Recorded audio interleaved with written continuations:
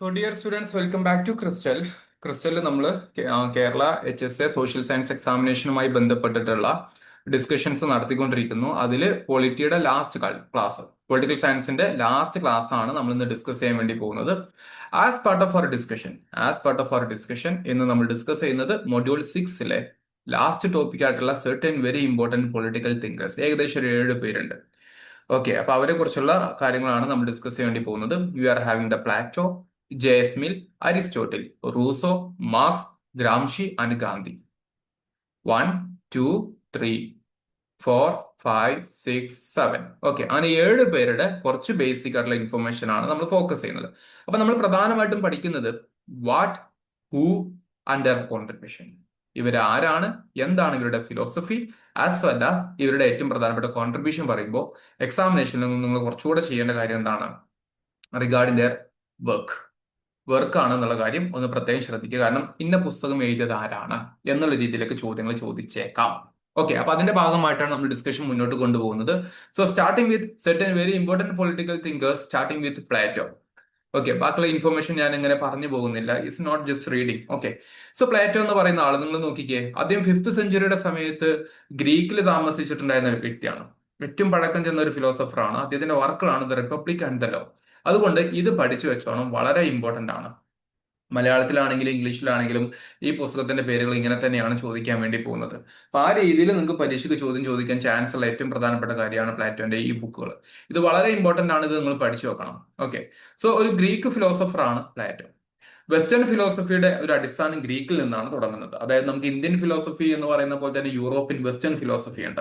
ആ വെസ്റ്റേൺ ഫിലോസഫിയുടെ തുടക്കം അത് ഗ്രീക്ക് ഫിലോസഫിയിൽ നിന്നാണ്. ആ ഗ്രീക്ക് ഫിലോസഫിയിൽ ആദ്യകാല വ്യക്തിയാണ് സോക്രട്ടീസ്, അരിസ്റ്റോട്ടിൽ, പ്ലാറ്റോ എന്ന് പറയുന്ന 3 ആൾക്കാർ. അതിൽ പ്ലാറ്റോയുടെ ഫിലോസഫിയാണ് പറയുന്നത് he believed in a philosopher king. King എന്ന് പറയുന്ന ആൾ പൊളിറ്റിക്കൽ കിങ് ആകാം, കൾച്ചറൽ കിങ് ആകാം, ഫിലോസഫർ കിങ് ആകാം. What mean by political king? യുദ്ധങ്ങൾ മാത്രം ചെയ്തുകൊണ്ടുള്ള കഠിനോദ്ധാനിയായിട്ടുള്ള രാജാവ്. കൾച്ചറൽ കിങ്ങോ പാട്ടും കച്ചേരിയും സംഗീതവും ആയിട്ട് മുന്നോട്ട് പോകുന്നത്. ഫിലോസഫർ കിങ് സംതിങ് ഇന്റലക്ച്വൽ ആയിട്ടുള്ള ഒരു കിങ്ങിനെ കുറിച്ചാണ് പറയുന്നത്. സോ ഒരു ഐഡിയൽ റൂളർ ആരാണ് എന്നുള്ളതിനെ കുറിച്ച് പറയുന്ന ഒരു ഫിലോസഫിയാണ് philosopher king. Okay, and wise just leader, നീതിമാനായിട്ടുള്ള ബുദ്ധിമാനായിട്ടുള്ള രാജാവ്. അദ്ദേഹമാണ് അദ്ദേഹത്തിന്റെ ലോജിക് അനുസരിച്ച് ഭരിക്കേണ്ടത് എന്ന് പറയുന്ന ഒരു ആശയമാണ് ഫിലോസഫർ കിങ്. അപ്പൊ ഇതാണ് ഇദ്ദേഹത്തിന്റെ ഏറ്റവും പ്രധാനപ്പെട്ട ഒരു പൊളിറ്റിക്കൽ ഫിലോസഫി എന്നുള്ളത് മനസ്സിലാക്കി വെക്കുക. അദ്ദേഹത്തിന്റെ വർക്കാണ് ദ റിപ്പബ്ലിക് എന്ന് പറയുന്ന വർക്ക്. അതിലാണ് justice and theory of forms എന്ന് പറയുന്ന 2 കാര്യങ്ങൾ പ്ലാറ്റോ ഇൻട്രൊഡ്യൂസ് ചെയ്യുന്നതും. അപ്പൊ അതുകൊണ്ടാണ് ഞാൻ പറയുന്നത് നിങ്ങൾ ഈ പുസ്തകങ്ങളുടെ പേര് നിർബന്ധമായിട്ടും പഠിച്ചു വെക്കണം എന്നുള്ളത്. സോ ഇത്രയും കാര്യങ്ങൾ ബേസിക്കലി അറിഞ്ഞിരിക്കുക. പ്ലാറ്റോ എന്ന് പറയുന്ന ആള് നമ്മുടെ അരിസ്റ്റോട്ടിലിന്റെ ശിഷ്യനായിട്ട് വരും. ഓക്കെ, സോക്രട്ടീസിന്റെ ശിഷ്യനായിട്ട് വരും. ഇവരൊക്കെ എല്ലാവരും സോക്രട്ടീസിന്റെ ശിഷ്യന്മാരായിട്ട് വരുന്ന ആൾക്കാരാണ്. സോക്രട്ടീസ് ആണ് ഇതിൽ ഏറ്റവും പഴക്കം ചെന്നിട്ടുണ്ടായിരുന്ന വ്യക്തി. ഓക്കെ, അദ്ദേഹത്തിന്റെ മറ്റൊരു കോൺസെപ്റ്റ് ആണ് ഐഡിയൽ സ്റ്റേറ്റ്. കാരണം ഇവിടെ ഉപയോഗിച്ചിരിക്കുന്ന വാക്ക് നിങ്ങൾ നോക്കിക്കേ, philosopher king as A ideal ruler എന്നുള്ളതാണ്. അതായത് അങ്ങനെ ഒരു റൂളർ ഉണ്ടാകുമോ എന്ന് ചോദിക്കുമ്പോൾ ഉണ്ടായേക്കാം, ഉണ്ടായാൽ നല്ലത്. അങ്ങനെ ഒരു ഐഡിയൽ തിങ്ങിനെ കുറിച്ചാണ് പറയുന്നത്. ഓക്കെ, അതിന്റെ ഭാഗമായിട്ട് what we can say ideal സ്റ്റേറ്റിനെ കുറിച്ചാണ് പറയുന്നത്. So people should be governed by a philosopher king with a hierarchical society based on reason, spirit and desire. കണ്ടോ, സൊസൈറ്റി ബുദ്ധിക്കും ചിന്തകൾക്കും അറിവിനും അനുസരിച്ച് ഡിവൈഡ് ചെയ്യേണ്ട ഒന്നാണ് എന്നുള്ളതിന്റെ ഒരു ഐഡിയൽ സ്റ്റേറ്റ്. അത് ഭരിക്കേണ്ട ഒരു ഫിലോസഫർ കിങ് എന്ന് പറയുന്ന ആശയമാണ് ഇദ്ദേഹം മുന്നോട്ട് വെച്ചിട്ടുണ്ടായിരുന്നത്. ഓക്കെ, അപ്പൊ ഫിലോസഫർ കിങ് എന്ന് പറയുന്ന ഒരു ആശയമാണ് വളരെ പ്രധാനപ്പെട്ട കാര്യം. അതിൽ സൊസൈറ്റി ഡിവൈഡ് ചെയ്യുന്നുണ്ട് into 3 classes: rulers, warriors and producers എന്ന് പറയുന്ന 3 കാറ്റഗറിയിലോട്ട് സൊസൈറ്റിയെ ഡിവൈഡ് ചെയ്യുകയും ചെയ്യുന്നുണ്ട്. അങ്ങനെ ഡിവൈഡ് ചെയ്യപ്പെടുന്ന ഒരു സൊസൈറ്റിയിൽ ഇന്റലക്ച്വൽസിന് കുറച്ചുകൂടി പ്രാധാന്യം നൽകുന്നു. അത് ഭരിക്കുന്ന രാജാവ് ഫിലോസഫർ ആയിട്ടുള്ള ഇന്റലക്ച്വൽ കിങ് ആകുന്നു എന്ന് പറയുന്ന ഒരു സ്റ്റേറ്റ് ആണ് വരേണ്ടത് എന്നുള്ളതാണ് റിപ്പബ്ലിക് എന്ന് പറയുന്ന ആശയത്തിലൂടെ ഇദ്ദേഹം മുന്നോട്ട് വെക്കുന്നത്. ഓക്കെ, ഇതാണ് പ്ലാറ്റോയുടെ contribution. This is something very important. അപ്പൊ ഇത്രയും കാര്യങ്ങൾ പഠിച്ചു വെക്കാൻ വേണ്ടി ശ്രമിക്കുക. പ്ലാറ്റോയെ കുറിച്ചുള്ള മലയാളത്തിലുണ്ട്, നോക്കിക്കേ. അദ്ദേഹത്തിന്റെ നിയമം, ഗണിതം എന്ന് പറയുന്ന റിപ്പബ്ലിക് എന്ന് പറയുന്ന വർക്കിനെ കുറിച്ചാണ് പറയുന്നത് കേട്ടോ. ഫൈൻ, ബാക്കി കാര്യങ്ങൾ നിങ്ങളൊന്ന് വായിച്ചാൽ മതി. പക്ഷെ ഞാൻ പറഞ്ഞത് നിങ്ങൾ ആ ഇംഗ്ലീഷ് വേർഡ് നിർബന്ധമായിട്ടും പഠിച്ചു വെക്കുക എന്നുള്ളത് വളരെ ഇമ്പോർട്ടന്റ് ആണ്. കാരണം പരീക്ഷയ്ക്ക് ചിലപ്പം ദ റിപ്പബ്ലിക് എന്നുള്ളത് ആ ഇൻവേർട്ടഡ് കോമ ഇട്ടിട്ട് തന്നെ പരീക്ഷയ്ക്ക് ചോദിക്കും. മറ്റൊരു പ്രധാനപ്പെട്ട വ്യക്തിയാണ് John Stuart mill. John Stuart mill പറഞ്ഞാൽ കുറച്ചുകൂടെ മോഡേൺ ആയിട്ടുള്ള വ്യക്തിയാണ്. പക്ഷെ സിലബസിൽ അങ്ങനെ തന്നത് കൊണ്ടാണ് നമ്മൾ അങ്ങനെ കൊടുത്തിരിക്കുന്നത്. പക്ഷെ അതിനേക്കാൾ ഇമ്പോർട്ടന്റ് ആയിട്ട് ഞാൻ നിങ്ങളെ അരിസ്റ്റോട്ടിലോട്ട് കൊണ്ടുപോവാണ്. Okay, Aristotle. അതായത് നമുക്ക് ആദ്യം വരുന്നത് സോക്രട്ടീസിന്റെ ശിഷ്യനാണ് പ്ലാറ്റോ, പ്ലാറ്റോയുടെ ശിഷ്യനാണ് അരിസ്റ്റോട്ടിൽ കേട്ടോ. പ്ലാറ്റോ ഐഡിയൽ സ്റ്റേറ്റിനെ കുറിച്ച് പറഞ്ഞു. അരിസ്റ്റോട്ടിൽ പറയുന്നത് ഇതിനെ കുറിച്ചാണ് എന്ന് നമുക്ക് നോക്കാം. അരിസ്റ്റോട്ടലിന് ഒരു പ്രധാനപ്പെട്ട ഇൻസ്റ്റിറ്റ്യൂഷൻ ഉണ്ടായിരുന്നു. അതിന്റെ പേരാണ് അക്കാഡമി. കുറച്ച് ഇന്റലക്ച്വൽസിനെ ട്രെയിൻ ചെയ്തെടുക്കാനുള്ള ഒരു സ്ഥാപനം തന്നെയാണ് അക്കാഡമി എന്ന് പറയുന്നത്. അപ്പൊ പൊളിറ്റിക്സ് എന്ന് പറയുന്ന ഒരു പുസ്തകം, അതുപോലെ എത്തിക്സുമായി ബന്ധപ്പെട്ടുള്ള നിക്കോ മാക്ഷ്യൻ എത്തിക്സ് എന്ന് പറയുന്ന ഒരു പുസ്തകവും അദ്ദേഹം രചിക്കുന്നുണ്ട്. അദ്ദേഹം ഗ്രീക്ക് ഫിലോസഫർ ആണ് and is considered as father of political science. ചിലപ്പോൾ ഇങ്ങനെ തന്നെ ഒരു ചോദ്യം പരീക്ഷയ്ക്ക് വന്നേക്കാം. നമ്മൾ വിചാരിക്കും ആ ചോദ്യം ചോദിക്കില്ല, അങ്ങനെയൊന്നും വിചാരിക്കണ്ട. പല രീതിയിൽ ക്വസ്റ്റ്യൻസ് വന്നേക്കാം. Okay, so father of political science. നമ്മൾ പഠിക്കുന്ന കാര്യങ്ങൾ make sure that we are 100% confident with that particular topic. അതുകൊണ്ടാണ് നമ്മൾ സിലബസ് ബേസ് ചെയ്തിരിക്കുന്ന ഒരു കവറേജ് എല്ലാത്തിലും നടത്തുന്നത്. പൊളിറ്റിക്സിലോട്ട് വരുമ്പോൾ, അതായത് പൊളിറ്റിക്സ് എന്ന് പറയുന്ന ഈ ഗ്രന്ഥത്തിൽ അദ്ദേഹം പറയുന്നുണ്ട് ഡിഫറെന്റ് ടൈപ്സ് ഓഫ് ഗവൺമെന്റ്. അതിൽ മൊണാർക്കി ഉണ്ട്, രാജഭരണം, അരിസ്റ്റോക്രാറ്റിക് ഉണ്ട്, ആൻഡ് പോളിറ്റി. അതിന് ഡിഫറെന്റ് ഫോംസ് ഓഫ് കറപ്ഷൻ ഉണ്ട്, ടിറണി, ഒലിഗാർക്കി, ഡെമോക്രസി. ഓക്കെ, അതായത് ഗവൺമെന്റുകൾ തന്നെ ഡിഫറെന്റ് ടൈപ്പ് ഉണ്ട്. രാജഭരണമുണ്ട്, കൂട്ടുഭരണമുണ്ട്, ദെൻ ജനങ്ങൾ ഭരിക്കുന്ന ഒരു പൊളിറ്റിക്കൽ സിസ്റ്റം ഉണ്ട്, നമ്മൾ മോഡേൺ ഡെമോക്രസി. പക്ഷെ അതിലൊക്കെ ഡിഫറെന്റ് ടൈപ്സ് ഓഫ് കറപ്ഷൻ ഉണ്ട്. ഏകാധിപത്യം ഉണ്ട്, കൂട്ടായിട്ട് കൊള്ളയടിക്കുന്നുണ്ട്, ഒലിഗാർക്കി. ആൻഡ് ഡെമോക്രസിയിലുള്ള ചില കറപ്റ്റീവ് ഫോംസും ഉണ്ട് എന്നുള്ള രീതിയിൽ അദ്ദേഹം പറയുന്നുണ്ട്. അപ്പൊ സ്റ്റേറ്റിന്റെ ഡിഫറെന്റ് വശങ്ങൾ അല്ലെങ്കിൽ ഗവൺമെന്റിന്റെ ഡിഫറെന്റ് ടൈപ്പുകളെ കുറിച്ച് പറഞ്ഞിരിക്കുന്ന വ്യക്തിയാണ് ആര്? Aristotle. And Aristotle he gave importance to the middle class.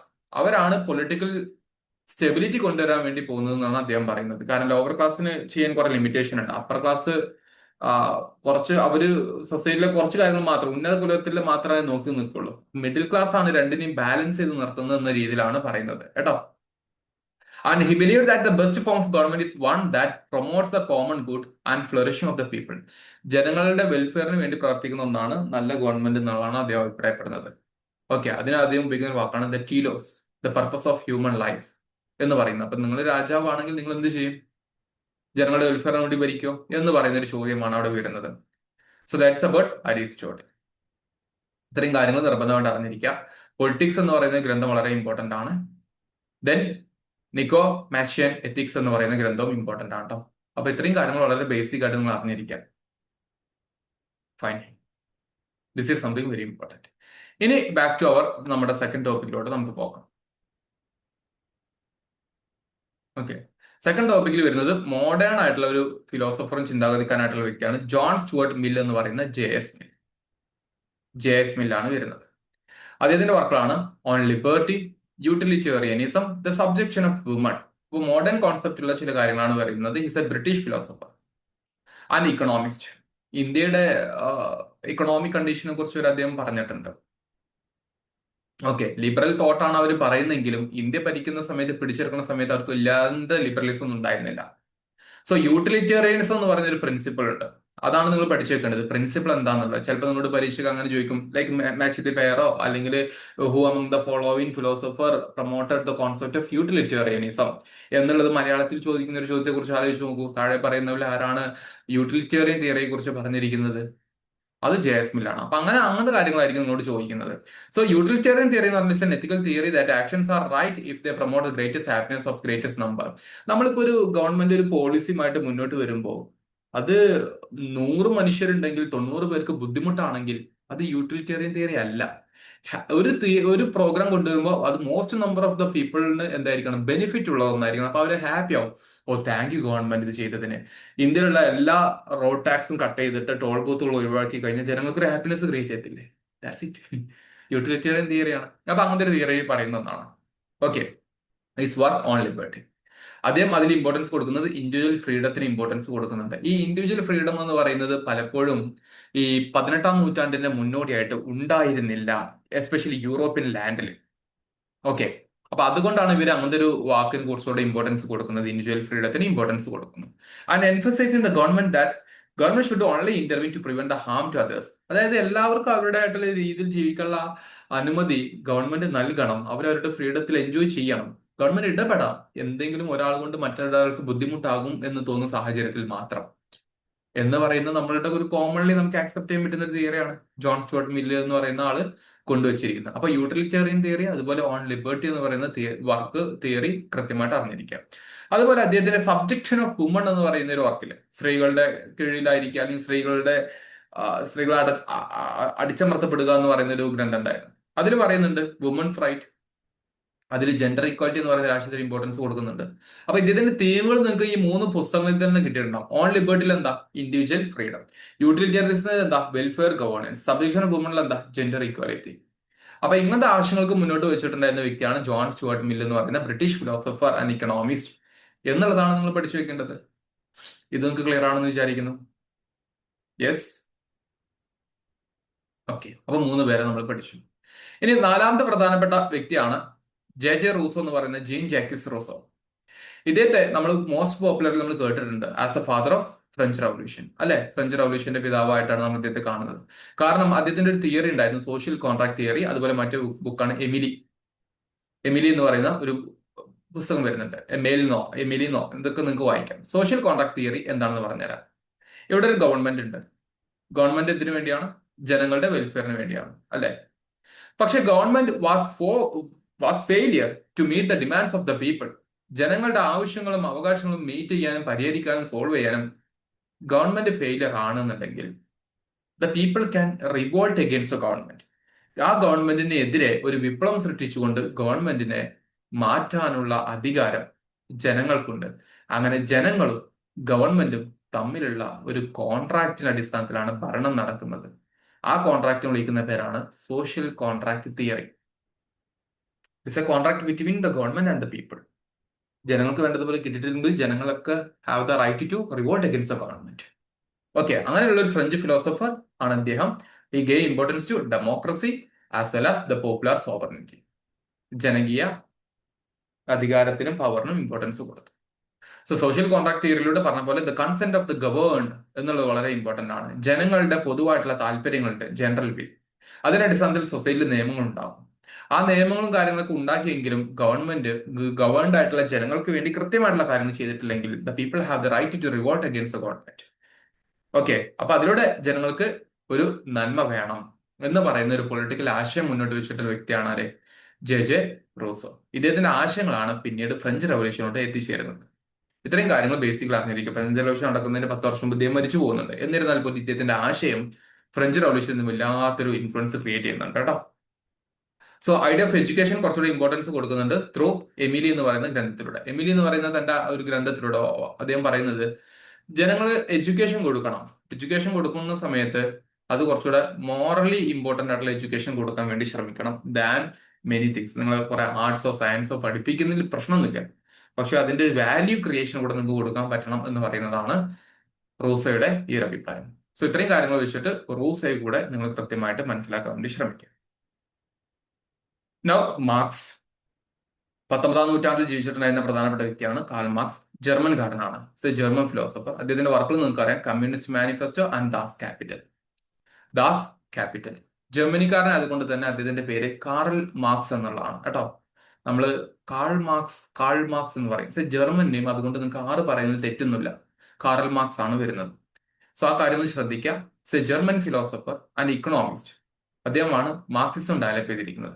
അപ്പൊ മാർക്സിന്റെ മുന്നേ ഒരു സോഷ്യലിസം എന്ന് പറയുന്ന ആശയം ഉണ്ടായിരുന്നു. അതിനാണ് ഏർലി സോഷ്യലിസം എന്ന് വിളിക്കുന്നത്. പക്ഷെ മാർക്സ് വന്നതിന് ശേഷം അദ്ദേഹത്തിന്റെ ആശയങ്ങൾ കുറച്ചുകൂടെ സയന്റിഫിക് ആയിട്ട് അപ്രോച്ച് ചെയ്യുന്നുണ്ട്. അതുകൊണ്ട് തന്നെ മാർക്സിസത്തെ വിളിക്കുന്ന മറ്റൊരു പേരാണ് സയന്റിഫിക് സോഷ്യലിസം, ശാസ്ത്രീയപരമായിട്ടുള്ള സാമൂഹികത എന്ന രീതിയിൽ അവകാശപ്പെടുന്നത് കേട്ടോ. അപ്പൊ എന്തുകൊണ്ടാണ് സയന്റിഫിക് സോഷ്യലിസം എന്ന് വെച്ച് കഴിഞ്ഞാൽ ഓരോ ജനറേഷനിലും ക്ലാസ് സ്ട്രഗിൾസ് നടക്കും ബിറ്റ്വീൻ ദ മുതലാളിമാർ ആൻഡ് ദ തൊഴിലാളിമാർ. സോ ക്യാപിറ്റലിസ്റ്റ് വിഭാഗത്തെ അദ്ദേഹം വിശേഷിപ്പിച്ചിരുന്ന പേരാണ് ബൂർഷ.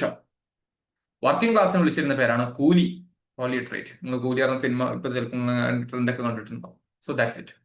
ഓക്കെ. സോ മുതലാളിമാരുടെയും തൊഴിലാളിമാരുടെയും ഇടയിൽ ഉണ്ടാകുന്ന ക്ലാസ് കോൺഫ്ലിക്റ്റുകൾ ഉണ്ട്. ആ ക്ലാസ് കോൺഫ്ലിക്റ്റിന്റെ അടിസ്ഥാനത്തിൽ ഫൈനലി എന്ത് സംഭവിക്കും? മുതലാളിമാരൊക്കെ എടുത്ത് ഒഴിവാക്കിയിട്ട് ഭരണം ഒരു കളക്റ്റീവായിട്ട് എല്ലാവരും ഒരുമിച്ച് ഭരിക്കുന്ന രൂപത്തിലോട്ട് വർക്കിംഗ് ക്ലാസിന്റെ കയ്യിലെത്തും. അങ്ങനെ സൊസൈറ്റിയിൽ അവസാനം ക്ലാസ്സുകൾ ഇല്ലാതിരിക്കും.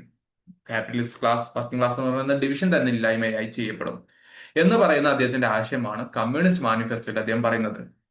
സോ ക്യാപിറ്റലിസ്റ്റ് സൊസൈറ്റിയെ എടുത്തു കളയുകയും അതിന്റെ അടിസ്ഥാനത്തിൽ ഫൈനലി ഒരു ക്ലാസ്ലെസ് സൊസൈറ്റി വരികയും ചെയ്യും. ഇതാണ് മാർക്സിന്റെ ആശയം. ക്ലാസ്ലെസ് സൊസൈറ്റി മാത്രമല്ല, ഒരു ഗവൺമെന്റും ഉണ്ടാകാൻ പോകുന്നില്ല. കാരണം ഭരണക്കാരെ ഏറ്റെടുക്കും, ജനങ്ങൾ തന്നെ ഏറ്റെടുക്കും എന്ന് പറയുന്നതാണ്. അങ്ങനെ മാർക്സ് ഈ ഒരു കാര്യത്തെ പറയുന്നത് through his one of the theory historical materialism. Historical materialism എന്താണെന്ന് വെച്ച് കഴിഞ്ഞാൽ ചരിത്രപരമായിട്ട് അദ്ദേഹം ഓരോ സൊസൈറ്റി എടുത്ത് വീക്ഷിച്ച് പഠിച്ചപ്പോൾ അദ്ദേഹത്തിന് മനസ്സിലായി ഒരു സൊസൈറ്റിയിൽ എന്താണ് അവരുടെ ഇക്കണോമിക് ബേസ്, ഒരു സൊസൈറ്റിയുടെ എക്കണോമിക് പരമായിട്ടുള്ള അടിസ്ഥാനം എന്താണ്. ഇപ്പൊ നമ്മളുടെ ഒരു സൊസൈറ്റി ഫുള്ള് കർഷകരാണെന്ന് വിചാരിക്കുക. അപ്പൊ കൃഷിയാണ് നമ്മുടെ പ്രധാനപ്പെട്ട സോഴ്സ്. ആ കൃഷിക്ക് അനുസരിച്ചിട്ടുള്ള ഒരു ബാക്കി കാര്യങ്ങളായിരിക്കും വേറെ ഉണ്ടാവുക അല്ലെ. കൃഷി ഓഫീസ്, അതിനായിരിക്കും കൂടുതൽ ഇമ്പോർട്ടൻസ് കിട്ടുക. ബാക്കിയുള്ള സെക്ടേഴ്സ് ഒന്നുമില്ല. ഓക്കെ, അപ്പൊ കൃഷിക്കാണ് ഏറ്റവും കൂടുതൽ ഇമ്പോർട്ടൻസ് കിട്ടുക. അതുമായി ബന്ധപ്പെട്ടുള്ള ഗവൺമെന്റ്, അതുമായി ബന്ധപ്പെട്ടുള്ള പോളിസികൾ, അതുമായി ബന്ധപ്പെട്ടുള്ള ഉദ്യോഗസ്ഥർ, ഇങ്ങനെയൊക്കെയല്ല ഉണ്ടാവുക. സോ ഒരു സൊസൈറ്റിയുടെ ഇക്കണോമിക് ബേസ് എന്താണോ അതിനനുസരിച്ചായിരിക്കും അതിന്റെ ബാക്കിയുള്ള കാര്യങ്ങൾ. ആ ബാക്കിയുള്ള കാര്യങ്ങൾ വിളിക്കുന്ന പേരാണ് super structure. So base and super structure എന്ന് പറയുന്ന ഒരു കോൺസെപ്റ്റ്, അതിനാണ് ഹിസ്റ്റോറിക്കൽ മെറ്റീരിയലിസത്തിലൂടെ പറയാൻ വേണ്ടി പോകുന്നത്. So economic base, that is means of production, അതാണ് ആ നാട്ടിലെ പൊളിറ്റിക്കൽ ആൻഡ് ഐഡിയോളജിക്കൽ ആയിട്ടുള്ള കാര്യങ്ങൾ തീരുമാനിക്കാൻ വേണ്ടി പോകുന്നത്. അതാണ് സൂപ്പർ സ്ട്രക്ചർ. ആ തിയറി വിളിക്കുന്ന പേരാണ് ഹിസ്റ്റോറിക്കൽ മെറ്റീരിയലിസം. അപ്പൊ ഇത്രയും തിയറീസ് ആരുടെ മുന്നിൽ ആര് കൊണ്ടുവച്ചിട്ടുണ്ട്? കാറൽ മാർക്സ് മുന്നോട്ട് വെച്ചിട്ടുണ്ട്. ഓക്കെ, ഒന്ന് മാർക്സിസം അല്ലെങ്കിൽ സയന്റിഫിക് സോഷ്യലിസം. അതിൽ പറയുന്നത് ക്ലാസ് സ്ട്രഗിളിനാണ്. അത് കമ്മ്യൂണിസ്റ്റ് മാനിഫെസ്റ്റോയിലൂടെ അദ്ദേഹം പറയുന്നത് അവസാനം ക്ലാസ്സിലെ സൊസൈറ്റി ആയിട്ട് മാറും, കാരണം വർക്കിംഗ് ക്ലാസ് ഭരണമായിട്ട് എടുക്കും. പിന്നെ പറയുന്നത് ഹിസ്റ്റോറിക്കൽ മെറ്റീരിയലിസം എന്ന് പറയുന്ന ഒരു കോൺസെപ്റ്റ് ആണ്. അതിൽ അദ്ദേഹം പറയാൻ വേണ്ടി ശ്രമിക്കുന്നത് എന്താണ്? സൊസൈറ്റിയുടെ ഇക്കണോമിക് ആയിട്ടുള്ള ബേസ് എന്താണോ അതിന്റെ അടിസ്ഥാനത്തിലായിരിക്കും അതിന്റെ political and ideological super structure എന്ന് പറയുന്നത്. സോ ആ രീതിയിൽ കോൺസെപ്റ്റോട് കൃത്യമായിട്ട് മനസ്സിലാക്കാൻ വേണ്ടി ശ്രമിക്കുക കേട്ടോ.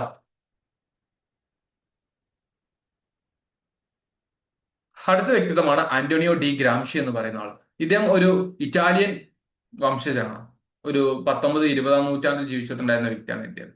അദ്ദേഹത്തിന്റെ വർക്കാണ് prison notebooks or prison notes എന്ന് പറയുന്നത്. ആ വാക്ക് കേൾക്കുമ്പോൾ തന്നെ നിങ്ങൾ നോക്കിക്കേ, ഒരുപാട് കാലം ജയിലടക്കപ്പെട്ടിട്ടുണ്ട്. എന്തിനെതിരെയാണ്, അല്ലെങ്കിൽ എന്താണ് അദ്ദേഹത്തിന്റെ ആശയം? അത് പറഞ്ഞുതരാം. ഇറ്റാലിയൻ മാർക്സിസ്റ്റ് തിയറിസ്റ്റ് ആണ്. അദ്ദേഹത്തിന്റെ കോൺസെപ്റ്റ് ആണ് the hegemony, principle of hegemony in political theory. അതായത് ruling class maintains control not only through force but also through ideological dominance shaping the culture public opinion to maintain the power. നിങ്ങൾ ആലോചിക്കും, നമ്മുടെ society capitalist ആണോ എന്ന് നോക്കാൻ വേണ്ടി നിങ്ങൾ ആലോചിച്ചാൽ മതി. നമ്മൾ എടുക്കുന്ന പല കാര്യങ്ങളും നമ്മൾ ക്യാഷ് കൊടുത്ത് വാങ്ങിച്ച് ആ ഒരു സ്റ്റാൻഡേർഡ് ഓഫ് ലിവിങ് നമുക്ക് വേണം എന്നുള്ള ഒരു ചിത്രീകരണം നമുക്കിടയിലുണ്ട്. നമുക്ക് നല്ലൊരു വേ ഓഫ് ലൈഫ് സ്റ്റൈൽ വേണം, നല്ല ഷൂ വേണം, നല്ല ഡ്രസ്സ് വേണം, നല്ല വാച്ച് വേണം, നല്ല കാർ വേണം, നല്ല വീട് വേണം, അല്ലേ? ഇങ്ങനത്തെ ഒരു ചിന്ത നമുക്കില്ലേ? അത് യഥാർത്ഥത്തിൽ നമുക്ക് ആ ചിന്ത ഓട്ടോമാറ്റിക് വന്നതാണോ അതോ പല പരസ്യങ്ങളോ മറ്റൊക്കെ കാണുമ്പോൾ നമുക്ക് അത് ഉണ്ടായിരുന്നെങ്കിൽ നല്ലതാണെന്ന് തോന്നിയതാണെന്നുണ്ടെങ്കിൽ that is called cultural hegemony. Capitalist ബാക്കിയുള്ളവരെ ചാക്കിട്ട് പിടിച്ചിട്ടുണ്ട്. എങ്ങനെയാ? അവരുടെ ചിന്താഗതികളിലൂടെ. അതാണ് ഇൻസ്റ്റഗ്രാം, അതാണ് യൂട്യൂബ്. ഓക്കെ, അപ്പൊ ഒരു കൾച്ചറൽ ഹെജ്മണി ക്രിയേറ്റ് ചെയ്യപ്പെടുന്നുണ്ടെന്നാണ് ആര് പറഞ്ഞത്? ആന്റോണിയോ ഡി ഗ്രാംഷി പ്രസന്റ് നോട്ട്ബുക്സിലൂടെ പറയുന്നത്. സോ അദ്ദേഹം സിവിൽ സൊസൈറ്റിക്ക് വലിയൊരു ഇമ്പോർട്ടൻസ് കൊടുത്തു. സിവിൽ സൊസൈറ്റിയിൽ തന്നെ ഒരുപാട് വളണ്ടറി അസോസിയേഷൻസ് ഉണ്ടാവും. അവർ ഒരു സ്റ്റേറ്റിന്റെ ഐഡിയോളജിയെ ഇൻഫ്ലുവൻസ് ചെയ്യും. അപ്പൊ നമ്മുടെ നാട്ടിൽ പല ഇതിനെതിരെ സംസാരിക്കുന്ന ആൾക്കാർ വരുവാണ്. നിങ്ങൾ ഇങ്ങനെ ഇങ്ങനെ ജീവിക്കണം എന്ന് ആഗ്രഹിക്കുന്നതല്ല quality of life. Quality of life എന്ന് പറയുമ്പോൾ അത് ഹാപ്പിനെസ് ഉള്ള ലൈഫാണ്. നിങ്ങൾ ചെറ്റക്കുടിലാണ് താമസിക്കുന്നതെങ്കിലും നിങ്ങൾക്ക് സന്തോഷമുണ്ടോ? That's great thing. പല കാര്യങ്ങൾക്ക് നമുക്ക് അവിടെ സന്തോഷം ഉണ്ടാവും, പലതിലും ഉണ്ടാവില്ല. അപ്പൊ നമുക്കൊരു ചെറ്റക്കുടിൽ പറ്റില്ല. അപ്പൊ ഒരു മീഡിയം ലൈഫെങ്കിലും നമുക്ക് വേണം, നമുക്ക് ആഗ്രഹം ഉണ്ടാവും അല്ലെ? ഒരു ബാലൻസ്ഡ് ആയിട്ടുള്ള അപ്രോച്ച്. അപ്പൊ അതിനൊക്കെ നമ്മുടെ നാട്ടിൽ സിവിൽ സൊസൈറ്റീസ് വേണം, എല്ലാം ഉള്ള ഒരു സൊസൈറ്റി വേണം എന്നുള്ള രീതിയിലാണ് അദ്ദേഹം തന്റെ പ്രിസൺ നോട്ട്ബുക്സിലൂടെ പറയാൻ വേണ്ടി പോകുന്നത്. So he contributed as the understanding the role of intellectuals in maintaining or changing the hegemony. അപ്പോൾ നമ്മുടെ നാട്ടിൽ കുറച്ച് എല്ലാത്തിലും കഴിവുള്ള ആൾക്കാർ വേണം. അപ്പൊ അവരുടെ ഒരു കഴിവിന്റെ അടിസ്ഥാനത്തിൽ ഈ cultural hegemony of the corporate അല്ലെങ്കിൽ ക്യാപിറ്റലിസ്റ്റ് അത് നമുക്ക് പതിയെ പതിയെ ഒഴിവാക്കാൻ പറ്റും എന്ന് പറയുന്നതാണ് ആന്റോണിയോ ഡി ഗ്രാംഷി. ക്യാപിറ്റലിസ്റ്റിനെതിരെ സംസാരിച്ചപ്പോഴാണ് പുള്ളിക്കാരനെ ജയിലിടുന്നത്. Okay, so this is basic idea.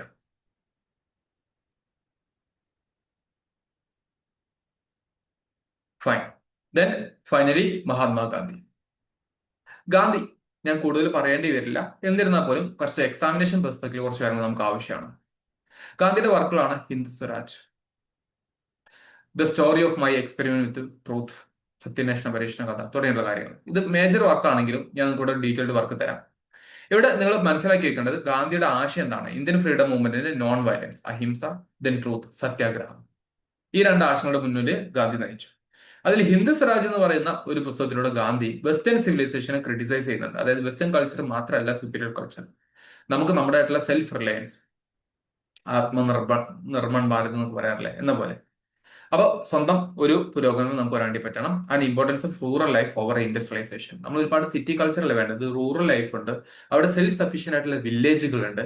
അതാണ് ഗാന്ധിയുടെ ഗ്രാം സ്വരാജ് എന്ന് പറയുന്ന ആശയം. ഗ്രാം സ്വരാജ്, സെൽഫ് സഫീഷ്യന്റ് വില്ലേജുകൾ. അപ്പൊ അങ്ങനെ കുറെ കാര്യങ്ങൾ ഗാന്ധി മുന്നോട്ട് വെക്കുന്നുണ്ട്. And Gandhi believed in Satyagraha. എന്താണ് സത്യാഗ്രഹം എന്ന് പറഞ്ഞു കഴിഞ്ഞാല് സത്യത്തിന് വേണ്ടി നിലകൊള്ളുക എന്നുള്ളതാണ് സിംപ്ലി അതിന്റെ അർത്ഥം. അപ്പോൾ നോൺ വയലന്റ് ആയിട്ട്, അതായത് നമ്മൾ സത്യം നേടിയെടുക്കാൻ വേണ്ടി നമ്മൾ വയലന്റ് ആയിട്ടുള്ള മൂവ്മെന്റ് ചെയ്യണമെന്നില്ല. നമുക്ക് നോൺ വയലന്റ് ആയിട്ടും നമ്മളെ എതിർക്കുന്ന ആൾക്കാർക്ക് നമുക്ക് തിരുത്തി കൊടുക്കാൻ പറ്റും എന്ന് പറയുന്ന ആശയമാണ് സത്യാഗ്രഹം. അത് ഇന്ത്യൻ ഇൻഡിപെൻഡൻസ് മൂവ്മെന്റിൽ കാണാൻ വേണ്ടി പറ്റുന്നുണ്ട്. അതിന്റെ ഭാഗമായിട്ടാണ് ഗാന്ധി സിവിൽ ഡിസോബിഡിയൻസ്, നിയമലംഘന പ്രസ്ഥാനമൊക്കെ നടത്തുന്നത്. ഓക്കെ, അപ്പൊ അങ്ങനെ പല കാര്യങ്ങളും ഗാന്ധി മുന്നോട്ട് വെക്കുന്നുണ്ട്. ഇതൊക്കെ നിങ്ങൾക്ക് അറിയാവുന്നതാണ്. അപ്പൊ അത് കുറച്ചുകൂടെ എളുപ്പമാക്കാൻ വേണ്ടി ഞാൻ ഇവിടെ ഒരു പ്രത്യേകം ടേബിൾ കൊടുത്തിട്ടുണ്ട് കേട്ടോ. ഗാന്ധിയുടെ ഓട്ടോബയോഗ്രഫി എന്താണ്? The story of my experiment with truth. 1927 അത് എഴുതുന്നത്. ഒറിജിനലി ഗുജറാത്തി ഭാഷയിലാണെന്നുള്ളത് അറിഞ്ഞിരിക്കുക. സത്യന പ്രയോഗോ ഇതാണ് അതിന്റെ ഒറിജിനൽ പേര്. ഗാന്ധിയുടെ മറ്റൊരു വർക്കാണ് ഹിന്ദു സ്വരാജ്, 1909 എഴുതിയിരിക്കുന്നത്. അതാണ് പ്രധാനപ്പെട്ട പൊളിറ്റിക്കൽ വർക്ക്. അതിലാണ് വെസ്റ്റേൺ സിവിലൈസേഷൻ അദ്ദേഹം ക്രിട്ടിസൈസ് ചെയ്യുന്നതും ഗ്രാമ സ്വരാജ് എന്ന് പറയുന്ന ആശയങ്ങൾക്ക് ഇമ്പോർട്ടൻസ് കൊടുക്കുന്നതും. പിന്നെ ഗാന്ധി ഒരുപാട് ജേർണൽസിന്റെ എഡിറ്റർ ആയിട്ടുണ്ടായിരുന്നു. Indian opinion, young India, Navajeevan, Harijan. ഇതിൽ ഇന്ത്യൻ ഒപ്പീനിയൻ സൗത്ത് ആഫ്രിക്കയുടെ സമയത്താണ് ചെയ്യുന്നത്. അവിടെ ഒരുപാട് ലേബേഴ്സ് ഉണ്ടായിരുന്നില്ലേ അവർക്ക് വേണ്ടി. ദെൻ 1919-31 സമയത്ത് ഗാന്ധി ചെയ്തിരിക്കുന്ന ഒരു ഇംഗ്ലീഷ് ജേണലാണ് യങ് ഇന്ത്യ, ഇന്ത്യയുടെ യൂത്തിനെ ഫ്രീഡം മൂവ്മെന്റിലോട്ട് കൊണ്ടുവരാൻ വേണ്ടി. നവജീവൻ, പുതുജീവൻ എന്ന് പറയുന്ന ഗുജറാത്തി ജേണലാണ് വരുന്നത്, പിന്നീട് ഹിന്ദിയിലോട്ട് മാറ്റി.